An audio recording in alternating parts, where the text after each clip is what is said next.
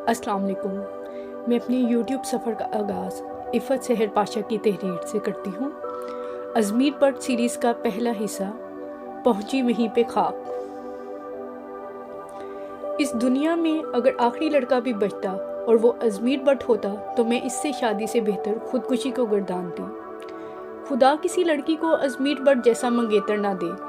मेरा अंदाज़ा हमेशा की तरह जज्बाती था, मगर मेरी बात सुनकर चिड़िया जैसे दिल की मालिक रबिया को कुछ हुआ था। हाय रोहा, तो क्या तुम कवारी ही मर जाओगी? इसकी फजूल पेशगोई पर मैंने अपने दुखी जज्बात को फिलवक्त एक तरफ रखते हुए दांत पीस कर कहा, तुम तो अपना मुंह बंद ही रखो। ना सिर्फ दिल बल्कि दिमाग भी छोटे साइज का है। दादो यूं ही तुम्हें चिड़िया नहीं कहती। हाय सोमिया, हमें अपनी बहस में उलझा हुआ पाकर फाइका ने सबिया खानम जैसी आह बड़ी तो हमें अपना साबका मौजू तमाम तर जोशो खरोश के साथ दोबारा याद आ गया। अल्लाह करे अज़मीर बट तुम्हारी शादी भी किसी ऐसी जगह हो जहां लड़की तुमसे शादी करने पर बिल्कुल भी रजामंद ना हो। मैंने फिर से इसे पता नहीं दुआ दी या बदवा, मगर साथ ही निगाह सामने दरवाजे की तरफ उठी तो अज़मीर बट को खशमगी नज़रों और कड़े तेवरों के साथ कमर पर हाथ जमाए खड़ा देखकर मेरी ज़ुबान तालू से चिपक गई। मगर इसकी शादी तो सोमिया से हो रही है और वो तो दिलो जान से इस शादी पर राजी है। गलत बदुआएं तो मत दो। यूँ कहो कि अगर वो सोमिया से शादी ना करे तो कवारा ही रहे। नौरीन को अज़मीर पर कुछ ज़्यादा ही गुस्सा था, मगर इस वक्त जो कुछ मेरी आंखें देख रही थीं इससे वो सब अनजान थी, क्योंकि बदकिस्मती से इनकी पुश्त पर दीदा बीना नहीं था। नहीं खैर, अब अपनी पसंद की शादी करना ऐसा भी कोई जुर्म नहीं, बल्कि मैं तो कहती हूँ कि हर मर्द को शरीयत की इस शिक से फ़ायदा उठाते हुए 4 शादियाँ करनी चाहिए। मैंने थूक निगलते हुए बामुश्किल मुस्कुरा कर कहा, तो वो आंखें फाड़े मुझे देखने लगी। किस कदर जालिम हो तुम रोहा, अभी तो झोली फैला कर अज़मीर बट के नाम की बदुआएं अल्लाह को पार्सल कर रही थी और साथ ही बेचारी सोमिया की ज़िंदगी में एक रोज़ मज़ाइल जैसी तबाही लाने के दरपा हो गई थी। फाइका ने मुतसफ़ाना अंदाज में कहा तो मैं गहरी सांस भरकर रह गई। अब अगर आज हमारी मौत आ ही गई तो मैं बेचारी क्या कर सकती थी। वो यूं ही करे तेवर लिए इनके सर पर आन खड़ा हुआ था। दबीस कालीन ने इसके पैरों की आहट जज़ब कर ली थी, वरना वो शायद इस नाहगानी से बाखबर हो ही जाती। मेरा बस चले तो मैं दाजान की तरीखी बंदूक उतार कर, शाबाश, यहाँ तो बड़ी आलमाना गुफ्तगू हो रही है। मेरी चिड़िया जैसी बहन की बात जिंदगी में पहली मर्तबा खेल खिलौनों से बढ़कर बंदूक तक पहुंची थी, मगर अज़मीर बट के तंज से भरपूर लहजे ने इसके इस तरीखी जुमले का गला घूंट दिया। हाँ तो चिड़िया साहिबा, क्या करेंगी आप इस तरीखी बंदूक को उतार कर? वो बड़े तंजिया अंदाज में पूछ रहा था और रबिया बिचारी पर सर से पाँव तक लर्जा ताड़ी था। वो मैं दरअसल वो तरीखी बंदूक है ना, लटके लटके जंग आलूदा हो गई है, तो मैं काफ़ी अरसे से सोच रही थी इसे तेल वगैरह दो। वो जो मुंह में आया बोले गई। कोई और मौका होता तो हम सबका हंसी के मारे बुरा हाल होता, मगर फिलहाल तो सबको अपनी शामत सर पर खड़ी महसूस हो रही थी। इसकी तुम फिक्र मत करो, इसे मैं वक्तन फ़वक्तन साफ करता रहता हूँ, बल्कि अब काफ़ी अरसे से इसकी कारकर्दगी चेक करने का सोच भी रहा हूँ। इसने बड़े रसान से कहा तो चिड़िया साहिबा की रही से ही बोलती भी बंद हो गई। और तुम? वो मेरी तरफ पलटा तो मैं दिल ही दिल में जलतू जलालतू का वर्द करने लगी। जब बट को गुस्सा आता तो फिर यही एक वर्ड काम आता। तुम क्या पट्टियां पढ़ा रही हो इन सबको? कुछ भी तो नहीं। यूं ही बातों बातों में मर्दों की शादी का जिक्र चला तो मैं इन्हें बता रही थी कि शरीयत में मर्दों को 4 शादियों की इजाज़त है। बस यही दीनों दुनिया की बातें कर रही थी। हाँ, इनसे मैं हमेशा की तरह ढिठाई से मुकर गई। वो तो कई लम्हों तक तेज़ नज़रों से मुझे घूरता रहा। अब जाहिर है इतना बेवकूफ़ तो ना था कि कानो सुनी को गलत समझकर मुझे सच्चा मान लेता, मगर इस वक्त शायद वो अपने मखसूस कातलाना मूड में नहीं था, इसलिए दादा जान की तरीखी बंदूक की कारकर्दगी चेक करने का इरादा किसी और वक्त पर टालता अपनी बहन की तरफ मुड़ गया। और तुम इसकी फजूल गोई से बहरावर होने की बजाय तो शायद इस तरह तुम्हारी आकबत संवर जाए। इसके तंज ने सदा की कामचोर जरमीना को पानी पानी कर दिया, मगर मेरी जुबान में फिर से खुजली हुई थी। अगर यूं ही आकबत संवरने लगी तो हर कोई किचन में ही पाया जाए। साथ ही मैंने अपनी जुबान दांतों तले दबा ली। वो सब भी यकीनन मेरी बदजुबानी पर दिल थामे बैठी थी। میں نے دیزا ویدہ نظروں سے سامنے دیکھا تو لیدر کی براؤن چپل میں مقید مکس اس کے پیر دکھائی دیے۔ کچھ غلط نہیں ہوگا اگر یہ آج ہی دادجان کی تاریخی بندوق کی ٹرائی لے لے۔ میں نے دل ہی دل میں آہ بڑھتے ہوئے اپنی بڑی جوانی کی متوقع موت کا افسوس منایا تھا۔ تم لوگوں کا دماغ خراب ہو گیا ہے کیا؟ وہ یقیناً حیران تھا، بھلا لڑکیوں جیسی حقیر صنف مصوف کے خیال میں اتنی ہمت کہاں کہ وہ اس کے سامنے چٹر پٹر بولتی۔ زرمینہ تو فوراً ہی اپنی عاقبت سنوارنے کے لیے کچن کی طرف بھاگی تھی۔ میں ذرا اثر پڑ آؤں۔ چڑیا نے بھی اڑنے کو پر تولے تو دوپٹے سروں پر اوڑے معزز ترین دکھائی دینے کی کوشش کرتی فائقہ اور نورین بھی اس کے ساتھ ہو لیں۔ اب لے دے کے ایک میں مسکین ہی بچی تھی بٹ کا غضب سہنے کے لیے۔ میرے خیال میں فارغ رہ رہ کے تم لوگ کا دماغ خاصا زنگ آلودہ ہو گیا ہے، خصوصاً تمہارا۔ ہمیشہ کی طرح مجھ سے بات کرتے ہوئے اس کا انداز بہت سختی لیے ہوئے تھا۔ بقول دادو، اس گھر میں ایک ہی باغی روح ہے اور وہ ہے روحا گل، یعنی کہ ماہ بدولت۔ جہاں تک میرا خیال ہے میں نے خاص طور پر تو کچھ بھی غلط نہیں کہا۔ میں دبے دبے لہجے میں بولی اور ساتھ ہی بے اختیار اس کی طرف دیکھا تو وہ مجھ ہی کو گھور رہا تھا۔ اس کی ذہین اور زرق آنکھیں ہمیشہ کی طرح مجھے نروس کر گئیں۔ ایک یہ ہتھیار اس شخص کے پاس نہ ہوتا تو میں بٹ ہاؤس کے باقی لڑکوں کی طرح اسے بھی کسی گنتی میں لائے بغیر چٹکیوں میں اڑا دیتی۔ تم بچ جاؤ میرے ہاتھوں سے، اور خبردار جو آئندہ کبھی شریعت کا الٹا سیدھا مطلب نکال کر باقی سب کا دماغ خراب کرنے کی کوشش کی، بہت پچھتاؤ گی۔ وہ مجھے دھمکاتے ہوئے چلا گیا۔ سڑیل، بد دماغ، اکڑو خاں۔ میرے کوسنے شروع ہوئے تو وہ تینوں بھی مطلع صاف دیکھتے ہی لوٹ آئیں۔ اکڑو خان نہیں، اکڑو بٹ۔ فائقہ نے تصحیح کی تو اس پر الٹ پڑی۔ بکواس بند کرو، ویسے تو بیان داغنے میں سب سے آگے ہوتی ہو، اور جب مصیبت آئے تو صرف روحا گل دیکھے؟ اف، اتنی ہینسم مصیبت تو ہر کوئی دیکھے۔ نورین نے آنکھ دبا کر شرارت سے کہا تو میں بری طرح بدمزہ ہوئی۔ بکو مت۔ اور سومیا کا حال دیکھو، بیچاری 3 دن سے کمرے میں بند ہے، بھوک ہڑتال جاری ہے، اور وہ بھی اس ہینسم مصیبت کی وجہ سے۔ میرا بھائی ہے ہی اس قابل کہ کوئی بھی اس کے پیچھے جوگ لے لے۔ زرمینہ بی بی اپنی عاقبت سنوارنے کے بعد دانت نکالتی چلی آئی۔ میں نے بلا تکلف اس کی چٹیاں کھینچی۔ غدار، اپنے بھائی کی خاطر گروپ سے غداری کر رہی ہو؟ سوری، اس نے فوراً ہاتھ جوڑ دیے۔ مجھے بھی یہ سوچ کر اسے معاف کرنا ہی پڑا کہ پچھلے 3 دنوں سے وہ اپنے بھائی کو کوسنے میں ہماری شراکت داری رہی تھی۔ آخر کیا کرتے، ازمیر بٹ کا جرم ہی اتنا سنگین تھا۔ سومیا بشیر، ہماری بڑی پھپھو کی اکلوتی دختر نیک اختر۔ پھپھو تو اس کی پیدائش کے چند گھنٹوں بعد ہی اللہ سے جا ملی، جبکہ 5 سال پہلے پھپھا جان بھی داغے مفارقت دے گئے تھے۔ محبت کرنے والے دادا دادی اور شفقت لٹانے والے تایا چچا، مگر پتہ نہیں 6 ماہ قبل سومیا بشیر پر کیا آفت آ پڑی کہ سب کچھ چھوڑ چھاڑ نحال آ بیٹھی۔ مغرور اور نک چڑی سی سومیا کا سب ہی نے بڑے جوش سے استقبال کیا تھا۔ ہمیں بھی خوبصورت کزن رکھنے کا فخر حاصل ہوا، مگر جلد ہی اس کی نک چڑی طبیعت نے ہماری دل کھٹے کر دیے۔ لیکن دادو کو اپنی نواسی کس قدر پیاری تھی کہ آج سے تقریباً 1 ماہ پہلے ہی اپنے پیارے اور آنکھوں کے تارے پوتے ازمیر بٹ کو اپنے قریب المرگ ہونے کا گچا دے کر اسے منگنی کروا دی، اور خود دنوں میں صحت مند ہو گئی۔ ازمیر بٹ چاہے لاکھ سڑیل تھا، اکڑو تھا یا گسیلا، مگر اس میں کوئی شک نہیں کہ بہت ہینسم بھی تھا۔ اس لیے اس کی غیر متوقع منگنی نے ہم کزنز کے معصوم دلوں کو خاصا دھچکا پہنچایا تھا۔ مانا کہ ہم میں سے کوئی بھی اسے ایسی ویسی نظروں سے نہیں دیکھتی تھی، مگر یہ صدمہ کیا کم تھا کہ اتنے سالوں تک دادو کو گھر کی لڑکیوں میں سے کوئی بھی اس قابل نہیں لگی تھی کہ یوں فٹ سے اسے اپنے قابل پوتے کے پلو سے باندھ دیتی جیسے کہ سومیا کو باندھا تھا۔ ہمیں غصہ اس بات کا تھا کہ دادو کو ہماری صلاحیتوں پر ذرا برابر بھی اعتبار نہیں تھا، مگر ہمارا سارا غصہ اور سومیا جیسی حسین کزن سے کھار اس وقت تعصف میں بدل گیا جب ازمیر بٹ، جی ہاں اس سرپھرے بٹ نے سومیا جیسی سے شادی سے انکار کر دیا۔ ہماری ساری ہمدردیاں سومیا کے ساتھ ہو گئیں۔ اس نخوت زدہ کزن کا دکھ ہمارے سینے پر ہاتھ مارنے لگا اور تمام غصہ ازمیر بٹ پر نکلنے لگا۔ گھر والے جو ہر وقت اسے آنکھوں پر بٹھانے کو تیار رہتے تھے، یکلت ہی اس سے کھنچ گئے۔ دادو بھی اپنے منظور نظر کو ٹیڑھی آنکھ سے دیکھنے لگی، اور اپنی تمام تر سمارٹنس کے باوجود ازمیر بٹ ہمیں کٹکنے لگا۔ حق ہا، اس بار بھی وجہ کوئی معمولی نہیں تھی۔ ایک بار پھر اس نے ہم جیسی حسین کزنز کو چھوڑ کر کسی اور لڑکی کو شادی کے لیے پسند کیا تھا، اور یہ وجہ ناقابل معافی جرم تھی۔ مجھے لگتا ہے کہ اپنے ساتھ ساتھ تم میری بھی زندگی برباد کر دو گی، نہ تو خود کسی طرف لگ رہی ہو نہ ہی مجھے لگنے دے رہی ہو۔ مجھے سومیا کے کمرے کے باہر ہی ایمرجنسی بریک لگانی پڑی، کیونکہ اندر گسیلا بٹ اپنے پورے گیز و غضب کے ساتھ اس معصوم لڑکی پر برس رہا تھا۔ میرو پلیز پلیز میری مجبوری سمجھنے کی کوشش کرو۔ وہ روتی ہوئی آواز میں ایک ہی التجا کیے جا رہی تھی، مگر وہ اس کی کوئی بات سننے کو تیار نہیں تھا۔ تم جا کر دادو سے کہہ دو کہ میں نہیں بلکہ تم خود اس شادی پر راضی نہیں ہو۔ میں اپنے کندھے پر بندوق رکھ کر نہیں چلا سکتا۔ پہلے ہی گھر والوں کی نظروں میں میرا امیج خراب ہو چکا ہے۔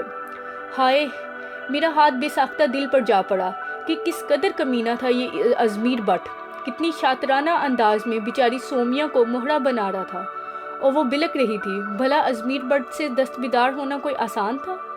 میرے سامنے یہ ٹسو مت بہاؤ، میں تو اول روز سے اس رشتے سے خوش نہ تھا، نہ دادو اپنی جان کا واسطہ دیتی اور نہ آج مجھے یہ ذلت سہنا پڑتی۔ اب تم ہی جا کر دادو کو سب بتا دو تاکہ میری جان اس عذاب سے چھوٹے۔ وہ دانت پیس رہا تھا۔ اصولاً تو عقل مندی یہی ہوتی کہ میں شرافت سے الٹے پاؤں ہو لیتی، مگر ازمیر بٹ کے سامنے جا کر اسے شرمندہ کرنے اور ہمراز بن جانے کا ادراک کرانے کا اور کون سا موقع ہوتا۔ میں بلا جھجک کمرے میں داخل ہو گئی۔ اندر کا منظر حسب توقع تھا۔ سومیا اپنے بستر کے کنارے ٹکی آنسو بہا رہی تھی۔ وہ بھوکا شیر بنا گویا بکری کے پنجرے کے سامنے ادھر سے ادھر ٹہل رہا تھا۔ خوب، کیا چالیں چلی جا رہی ہیں ایک معصوم لڑکی کے ساتھ۔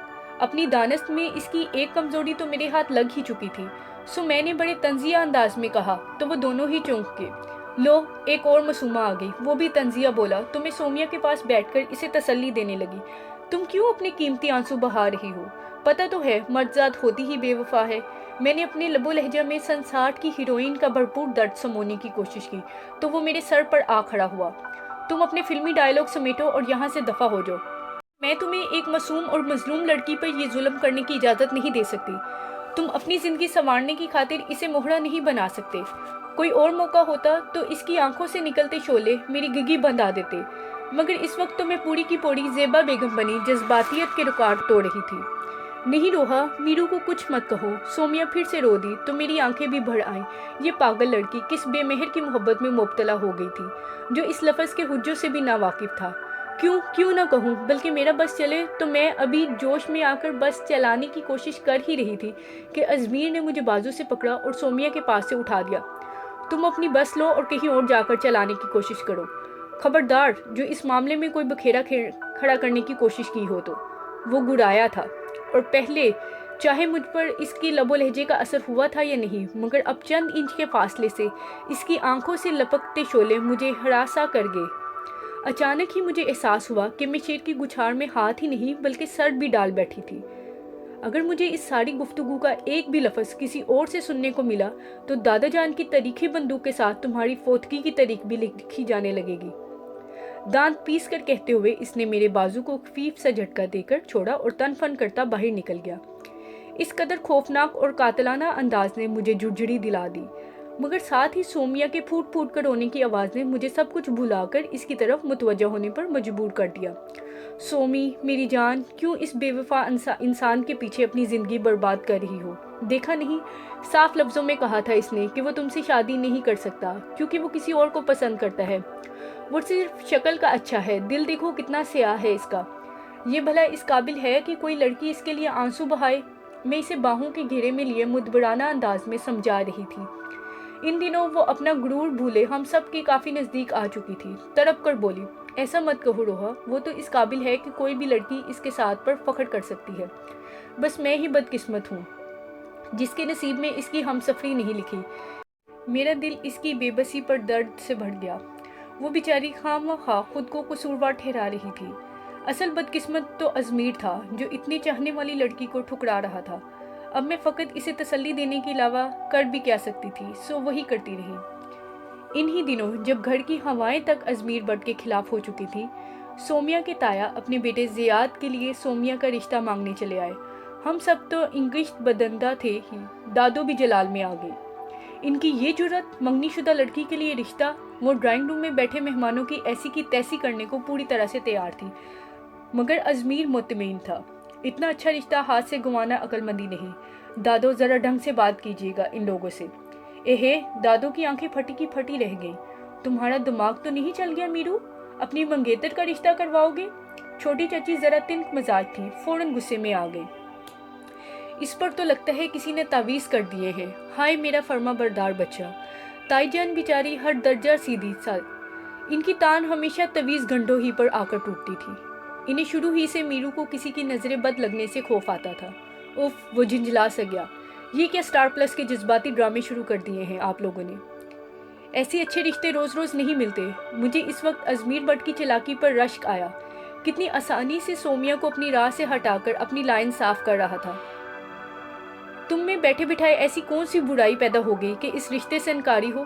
لگے ہاتھوں ذرا وہ بھی بتا دو۔ میرا بولنے کا قطعی ارادہ نہیں تھا، مگر یہ کمبخت زبان، تمہارا تو میں کسی روز گلا ہی دبا ڈالوں گا، فسادی نہ ہو تو۔ وہ دانت کچکچا کر بولا تو اس کے انداز پر میں بے اختیار 2 قدم پیچھے ہٹ گئی۔ اپنی شہادت کا کچھ ایسا یقین ہوا تھا مجھے۔ دادو نے تیش میں آ کر اپنی چھڑی اس کے شانے پر ماری تو وہ خفا خفاسا لاؤنج ہی سے نہیں بلکہ گھر ہی سے باہر چلا گیا۔ اس کے جاتے ہی دادو نے بڑی تسلی سے آنے والے مہمانوں کی عزت افزائی کی۔ دیکھیں، بچوں کی خوشی کو ہر حال میں ترجیح دینا چاہیے، آخر کچھ زندگی انہوں نے گزارنا ہے۔ سومیا کے تایا کی آواز باہر تک آ رہی تھی، جہاں ہم سب کزنز دروازے سے لگی پوری طرح سن گن لینے کی کوشش کر رہی تھیں۔ ہمیں اپنے بچوں کی ہر خوشی کا پورا خیال ہے، آپ فکر مت کریں، یہاں زور زبردستی کچھ طے نہیں ہوا، دادو نے بہت رکھائی سے کہتے ہوئے بات ہی ختم کر دی تھی۔ سومیا زرد پڑتی رنگت کے ساتھ ساری بحث سن رہی تھی۔ ان لوگوں کے اٹھتے ہی بھاگتے ہوئے اپنے کمرے میں چلی گئی۔ ہائے بیچاری سومیا، چڑیا کو مارے دکھ کے رونا آنے لگا۔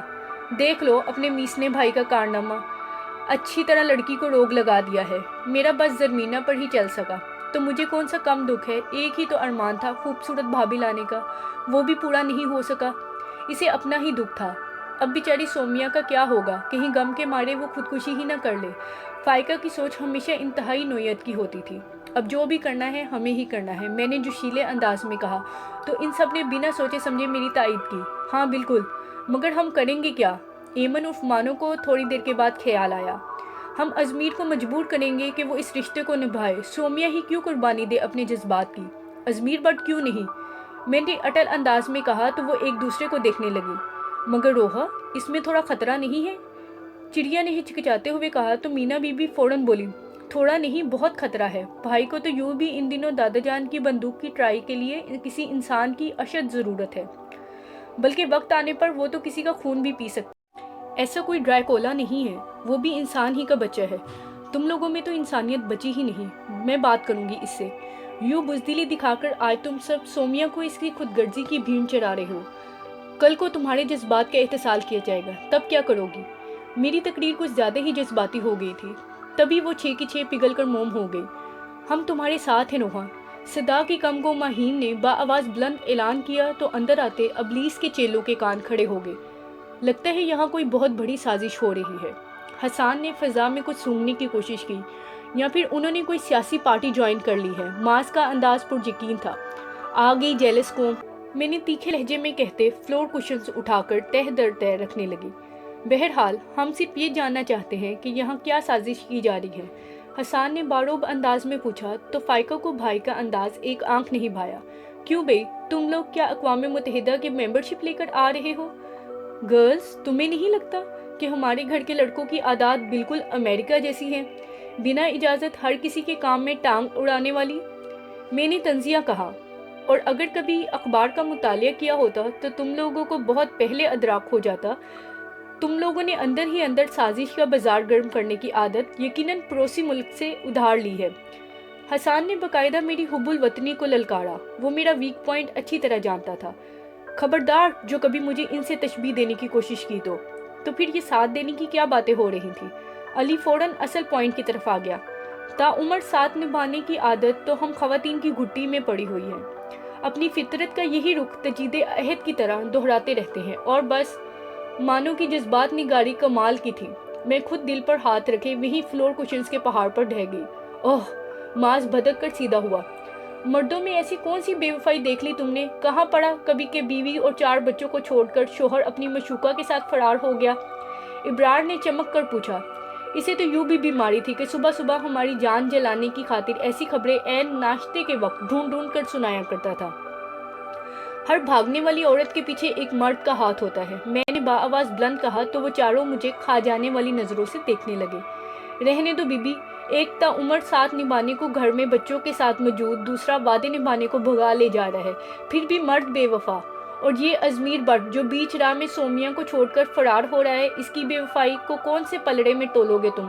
مانو کو غصہ ہی آ گیا، اور مجھے اس سے بھی زیادہ، یعنی کہ حد ہوگی۔ سب ہی آہستہ آہستہ ازمیر بٹ بنتے جا رہے تھے، عورتوں کے لیے حدودوں کی یود نافذ کرنے والے، انہیں اپنے کھینچے ہوئے ایک دائرے میں رکھتے ہوئے فیصلے کا حق اپنے ہاتھ میں رکھنے والے۔ یہ بھی اس کی اچھائی ہے کہ ابھی سے انکار کر رہا ہے۔ اگر شادی کے بعد دوسری کر لیتا تو تم لوگوں کو زیادہ تکلیف ہوتی، اور اس بیچاری کو بھی۔ وہ اطمینان سے کہہ رہا تھا، کمینے ہو تم حسان، تم لوگ اپنے سکے کی اچھائی کے گن گا رہے ہو، جس کی وجہ سے وہ بیچاری بستر سے جا لگی۔ مجھے جی بھر کر غصہ آیا تھا۔ وہ اول درجے کی کاہل اور پھوٹر لڑکی جب سے آئی ہے بستر سے لگی ہوئی ہے، اپنی سستی کی وجہ سے۔ ماس برجستہ بولا، تم لوگ کبھی بھی لڑکیوں کے جذبات و احساسات کو نہیں سمجھ سکتے۔ مینا کو تعصب ہوا۔ میں اس سلسلے میں گہری ریسرچ کر رہا ہوں۔ آج کل پوری 10 لڑکیوں کے ساتھ چیٹنگ ہو رہی ہے نیٹ پر۔ وہ صوفے پر دراز ہوتے ہوئے اطمینان سے بولا تو میں فرد جذبات سے مٹھیاں بھینچ کر رہ گئی۔ اگر ایسا ہی کوئی اطراف ہم لڑکیوں میں سے کسی نے کیا ہوتا تو پل بھی ضائع کیے بغیر یہ سب لڑکے دادا جان کی تاریخی بندوق کی جانب بھاگتے۔ بہرحال اتنی آسانی سے تو ہم بھی ازمیر بٹ کی جان نہیں چھوڑنے والے۔ میں نے انہیں دھمکایا تو ماس نے لاپرواہی سے ہاتھ جھٹکا کہ گویا مکھی اڑائی، جبکہ باقی تینوں نے باقاعدہ ویلن ٹائپ کہکا لگا کر میرے اس دعوے کا مذاق اڑایا تھا۔ میں ابھی سومیا کے پاس سے آ رہی تھی۔ اس کی خوبصورت آنکھوں میں موٹے موٹے آنسو اور ہونٹوں پر ایک ہی تکرار تھی، میرو کا کوئی قصور نہیں رہا، میں ہی اس کے قابل نہیں ہوں، اور اس کی یہ بے بسی مجھے پوری طرح بھڑکا چکی تھی۔ چلو ذرا آج اس میرو سے تو دو ہاتھ ہو ہی جائیں، میں نے جوش میں آ کر اپنی آستینیں چڑھاتے ہوئے کہا، جنہیں مینا نے فوراً ہی کھینچ کر نیچے کر دیا۔ آدھی آستینیں بھائی کو سخت ناپسند ہیں۔ اس کے اعتراض پر مجھے ازمیر کی شعلہ اگلتی آنکھیں یاد آ گئیں، مگر پھر فوراً ہی خیال آیا کہ یہ تو پہلے ہی موقع پر ہار مان لینے والی بات تھی، سو دوبارہ آستینیں چڑھا لی۔ اس وقت ہم اپنی منوانے جا رہے ہیں کہ اس کی، لیکن روحا اگر اسے غصہ آ گیا تو؟ چڑیا ہچکچائی تو میں نے اس کے شانے پر ایک ہاتھ رسید کیا۔ تم تو نہ ہی جاؤ میرے ساتھ، پتہ چلے وہاں جاتے ہی ہارٹ فیل ہو گیا۔ وہ میرے طنز کو پروانۂ آزادی سمجھتے ہوئے میری وضاحت کرنے سے پہلے ہی اڑن چھو ہو گئے۔ ذلیل، دیکھنا تو صحیح، کل ہم سب کو یوں ہی احتسال کیا جائے گا اور ہم کچھ نہیں کر پائیں گے۔ اس لیے بہتر ہے کہ ہم آج ہی اپنے حقوق کے لیے آواز اٹھائیں۔ ہاں ہاں، ہم تمہارے ساتھ ہیں۔ ان سب نے پھر سے یقین دہانی کروائی تھی، اور ازمیر کے کمرے تک واقعی وہ میرے ساتھ تھیں۔ اندر داخل ہوتے ہوئے میں سراسر ان پر روب ڈالنے کی خاطر 2 قدم آگے ہو گئی، مگر کمرے میں داخل ہو جانے کے بعد مجھے احساس ہوا کہ میرے پیچھے دروازہ بند ہو گیا تھا، یعنی میں اکیلی ہی شیر کی گچھاڑ میں آ گھسی تھی۔ ان کی چاروں کے وعدوں اور یقین دہانیاں کسی کرپٹ سیاستدان کا دعویٰ نکلی تھی، لیکن اب پچھتائے کیا ہوت۔ سامنے بستر پر نیم دراز کسی کتاب کے مطالعہ میں مصروف ازمیر اب مجھے کھا جانے والی نظروں سے گھورنے میں مصروف تھا۔ تب مجھے احساس ہوا کہ میں دروازہ کھٹکھٹائے بغیر اندر آنے کی گنہگار ہو چکی تھی۔ بہت خوب، یہی تمیز سیکھی ہے تم نے اسکول اور کالج میں؟ وہ طنزیہ انداز میں کہتا اٹھ بیٹھا تو میں کھجل سی ہو گئی۔ دراصل مینا اور وہ سب میرے ساتھ تھی۔ میں نے سوچا ان میں سے کوئی نوک کر دے گی، مگر تمہیں ضرورت ہی کیا تھی میرے کمرے میں آنے کی؟ وہ اس قدر بے مروتی سے پوچھ رہا تھا جیسے میں نے اس کی راجدھانی میں قدم رکھ کر کوئی سنگین جرم کر ڈالا ہو۔ اس کے لب و لہجے نے مجھے محتاط کر دیا۔ شدید غصے کے عالم میں وہ میرے قتل کا بھی مرتکب ہو سکتا تھا، اس لیے میری بھلائی اسی میں تھی کہ میں اس سارے دورانیے میں دروازے کے قریب ہی رہتی تاکہ اچانک فرار آسان ہوتا۔ وہ میں سومیا کے سلسلے میں بات کرنے آئی تھی، میں نے اپنی تمام تر ہمت جمع کرتے ہوئے کہہ ڈالا۔ بہت خوب، لگتا ہے تم نے وکالت کا امتحان پاس کرنے کا سوچ ہی لیا۔ میرا دل خوش فہمی میں گرا، یعنی میرے اعتماد نے اسے متاثر کیا تھا۔ میں ایک لڑکی کی زندگی برباد ہوتے ہوئے نہیں دیکھ سکتی، میں نے نعرہ مارنے والے انداز میں کہا، تو اس کی خشمگی نگاہوں نے مجھے گڑبڑا دیا۔ میرا مطلب ہے کہ سومیا بیچاری کا کیا قصور ہے؟ میں منمنائی تو وہ بستر سے اتر کر ننگے پاؤں قالین پر چلتا میرے سامنے آ کھڑا ہوا۔ میں وہی جمی کھڑی تھی، مگر اس کی وجہ میری بہادری قطعاً نہیں تھی، بلکہ در حقیقت میرے پاؤں جیسے قالین سے چپک گئے تھے اور ٹانگیں کمبخت بھاگنے سے انکاری۔ آخر تمہیں تکلیف کیا ہے؟ گھر میں اتنی لڑکیاں ہیں مگر کوئی بھی یوں منہ ماری نہیں کرتی جیسے تم کرتی ہو۔ اس کی سختی سے کہی بات پر میرے انکشاف بے ساختہ و بے اختیار تھا۔ وہ سب تم سے ڈرتی ہیں۔ اوہ، تو تم مجھ سے نہیں ڈرتی؟ وہ طنزیہ بولا۔ نہیں تو میرا مطلب ہے کہ ڈر اور احترام میں فرق ہوتا ہے نا۔ میں نے فوراً اپنے بچاؤ کی تدبیر میں ایک عدد ڈائلاگ جھاڑا تو وہ ایک قدم آگے بڑھا اور میں 2 قدم مزید پیچھے ہٹ کر دروازے سے جا لگی۔ خوب، یعنی باقی سب مجھ سے ڈرتی ہیں اور تم میرا احترام کرتی ہو۔ وہ یقیناً تمسخر اڑا رہا تھا۔ مجھے اس بات میں سر ہلانا مشکل ہونے لگا۔ میرے خیالات سے وہ اچھی طرح واقف تھا۔ وہ کہاں کا قومی ترانہ تھا کہ میں اس کا احترام کرتی؟ ہاں، یہ الگ بات تھی کہ میں اپنے کہے سے مکر کر معصوم بن جایا کرتی تھی، اور وہ جو اس روز مجھے کوسنے دے رہی تھی وہ کیا تھا؟ وہ احتساب پر اتر آیا تو میرا دل دھک سے رہ گیا۔ میں نے تھوک نگل کر حلق تر کرنے کی کوشش کی۔ دراصل وہ سب تو سومیا کو خوش کرنے کے لیے۔ وہ کیا سوچتی کہ ہم میں سے کسی کو بھی اس سے ہمدردی نہیں ہے، اس لیے بس تمہیں ذرا سا برا بھلا کہہ دیا۔ اس نے بات سمجھنے والے انداز میں سر ہلایا، پھر مجھے گھورتے ہوئے پوچھنے لگا، تم میں سے کسی نے اس سے اصل بات پوچھی ہے؟ مجھے ساری بات کا پتہ ہے، میں نے تفاخر سے کہنا چاہا تھا، مگر وہ غصے سے میری بات کاٹ گیا۔ تمہیں تو یوں بھی جدھر سنگ سمائے ادھر بھاگنے کی عادت ہے، لیکن آج کے بعد اگر میں نے تمہیں اس گھر میں جلسے جلوس نکالتے دیکھا تو لب بھینچ گیا۔ مگر باقی کی آدھی دھمکی اس کی سیاہ آنکھوں میں واضح تھی، جسے پڑھ کر دادا جان کی تریخی بندوق میری آنکھوں کے سامنے ناچ گئی۔ اس کے بعد میں جتنی پھرتی سے وہاں سے بھاگی، اس پر وہ بھی حیران ہوا ہوگا۔ میں نے سیدھا سومیا کے کمرے میں آ کر دم لیا، جہاں وہ چاروں مفرور بھی موجود تھیں۔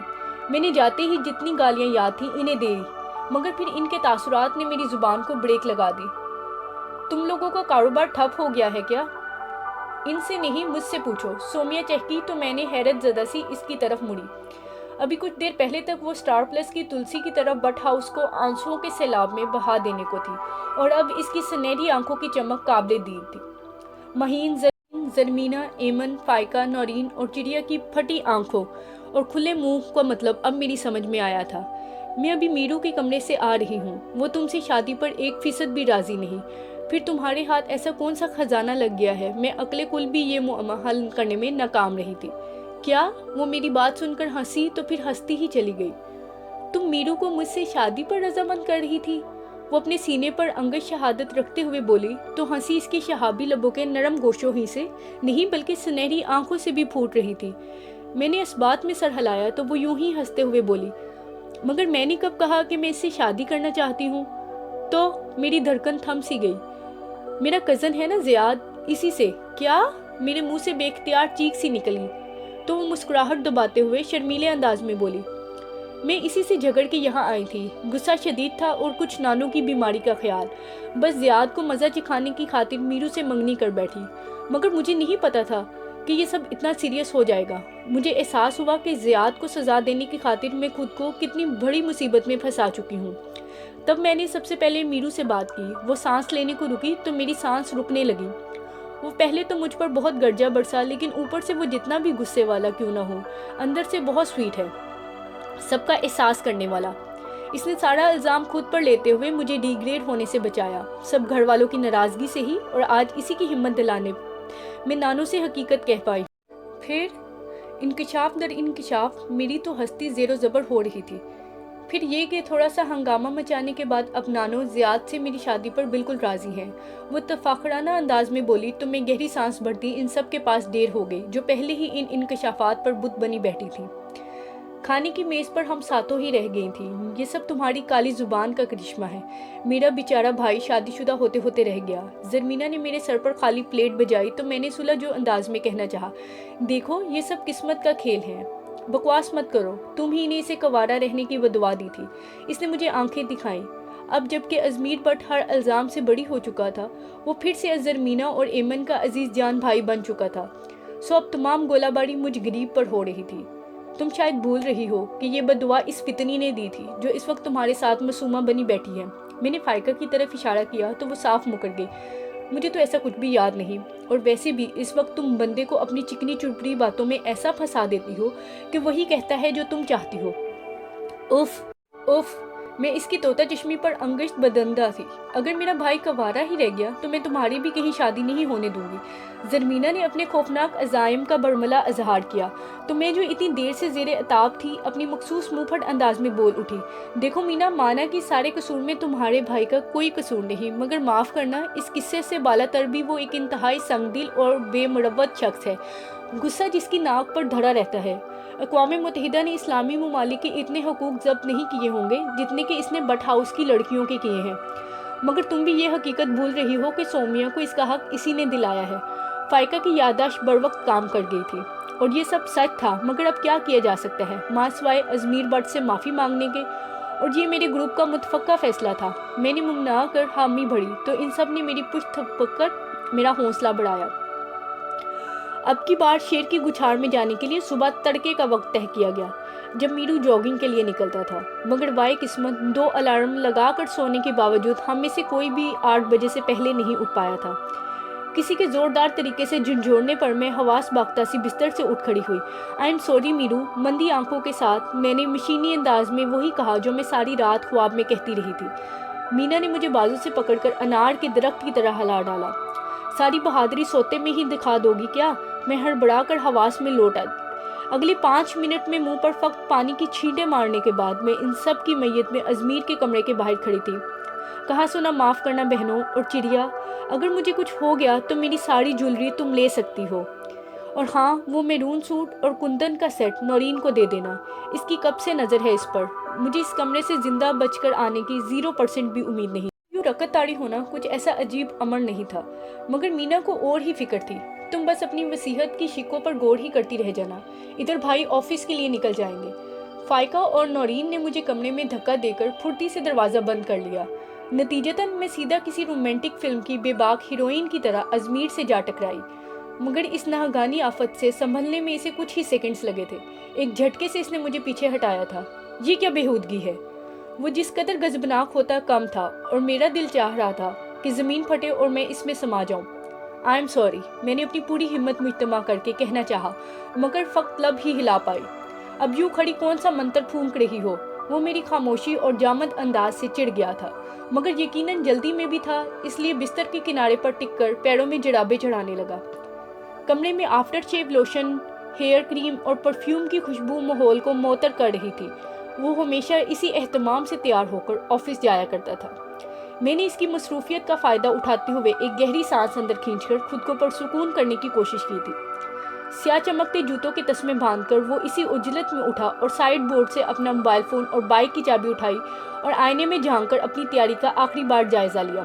اس اثناء میں شاید وہ میری موجودگی فراموش کر چکا تھا۔ تبھی تو جب پلٹا تو مجھے دیکھ کر اس کی پیشانی پر پھر سے بل پڑ گئے۔ تم ابھی تک یہیں کھڑی ہو؟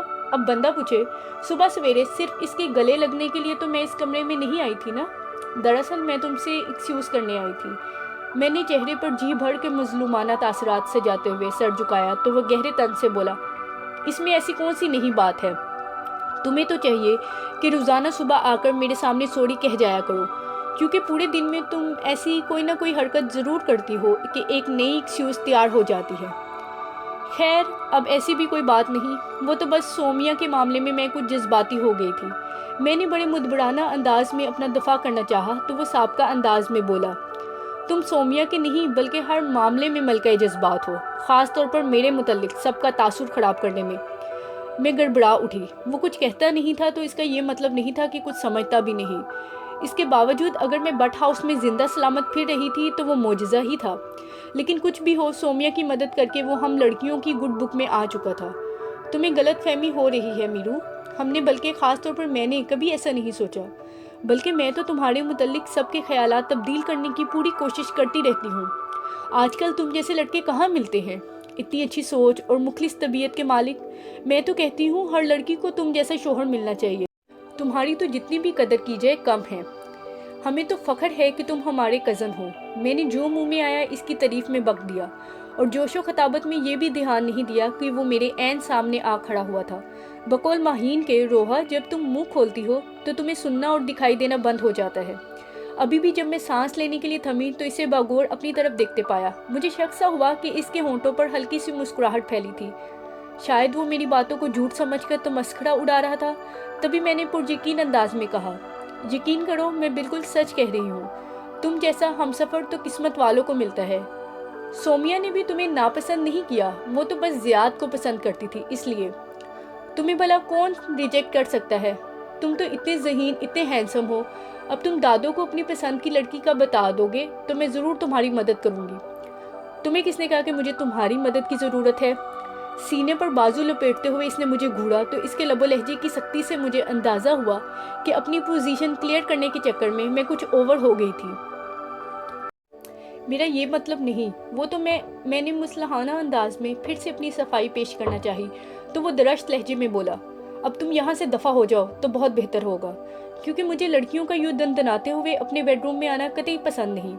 لو جی، کہاں کی ہمدردی اور کہاں کا اچھا پن، میرے تو تن بدن میں آگ سی لگ گئی۔ اب بندے میں ذرا سی بھی ہمت ہو تو پوچھے کہ میں کون سا اس سے رومانس بگاڑنے یا صبح صبح اچھے شگن کے طور پر اس کی شکل دیکھنے کے لیے اس کے کمرے میں آئی تھی۔ یہ تو وہی بات ہوگی، نماز بخشوانے آئے تھے اور روزے گلے پڑ گئے۔ اب اسے منہ پر تو برا بھلا نہیں کہہ سکتی تھی، سو مغز منہ پھیلائے باہر چلی آئی جہاں وہ لوگ میرا انتظار کر رہی تھی۔ اللہ کرے ازمیر بٹ تمہاری شادی وہی ہو جہاں لڑکی تم سے شادی پر بالکل بھی رضامند نہ ہو۔ انہیں ساری بات مرچ مسالے کے ساتھ بتانے کے بعد میں نے اپنے مخصوص انداز میں اسے بدوا دی۔ کہیں بھی ہو جائے تمہاری بدوا ضرور پوری ہو جائے گی، بھلا کون سی لڑکی ہوش و حواس میں اس مڑکنے بیل سی شادی پر راضی ہوگی؟ فائقہ نے ہمدردی سے میرا شانہ تھپ تھپایا تو زرمینہ تڑپ اٹھی، ظالمو، میرا ایک ہی تو سپنا ہے خوبصورت بھابھی لانے کا، اور یہ فیصلہ اس روز ٹھیک 15 منٹ کے بعد ناشتے کی میز پر ہو گیا۔ میری بدعا اس قدر سرعت سے اثر کرے گی یہ مجھے معلوم نہیں، کبھی خواب میں بھی نہیں سوچا تھا۔ اب تمہاری بھی شادی ہو جانی چاہیے میرو۔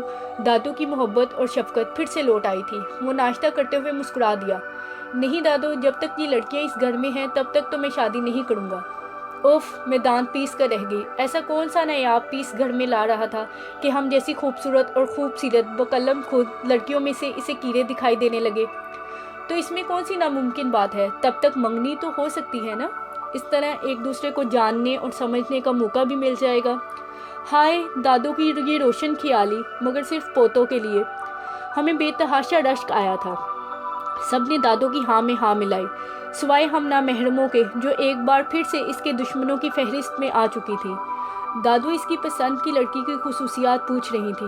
بس دادو، شکل و صورت تو وجبی بھی چلے گی، ہاں بہت فرما بردار، سمجھدار اور ذمہ دار ہو۔ جمع دار کہنا بھول گیا ہے محترم۔ میں نے جھک کر اپنے گروپ سے قافیہ شیئر کیا تو وہ اپنی ہنسی دبانے لگی۔ تو پھر نام بھی بتا دو اپنی پسند کی لڑکی کا۔ دادو بڑے شاہانہ موڈ میں تھی۔ ہم بیچاریوں کے دلوں پر تو چھڑیاں ہی چل گئیں جنہیں ابھی تک اپنی پسند کے کپڑے پہننے کی بھی ممانعت تھی۔ ارے نہیں دادو، یہ تو آپ کا ڈپارٹمنٹ ہے۔ وہ فرما برداری کے ریکارڈ توڑ رہا تھا اور سب اس کے ادب و آداب دیکھ کر واری قربان جا رہے تھے۔ تبھی میری بدعا انگڑائی لے کر بیدار ہوئی اور پر پھیلا کر پورے کمرے کا چکر لگانے کے بعد میرے سر پر آ کر اڑنے لگی۔ تو پھر ٹھیک ہے، تمہارے ساتھ ساتھ گھر کی ایک لڑکی بھی نپٹ جائے گی، دادو اطمینان سے کہہ رہی تھی۔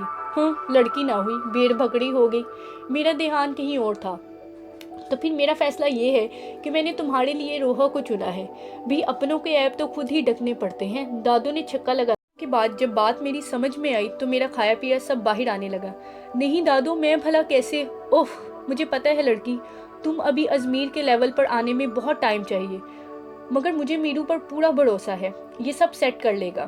اپنی دانست میں تو دادو مجھ پر احسان عظیم کر رہی تھی اور ادھر گسیلا بٹ سب کی خوشی اور تحریر سے بے نیاز ناشتے میں مصروف تھا۔ میں واقعی کسی مظلوم بھیڑ بکری کی طرح اپنے گروپ کی طرف دیکھنے لگی جس کی نظروں میں میرے لیے ہمدردی ہی ہمدردی تھی۔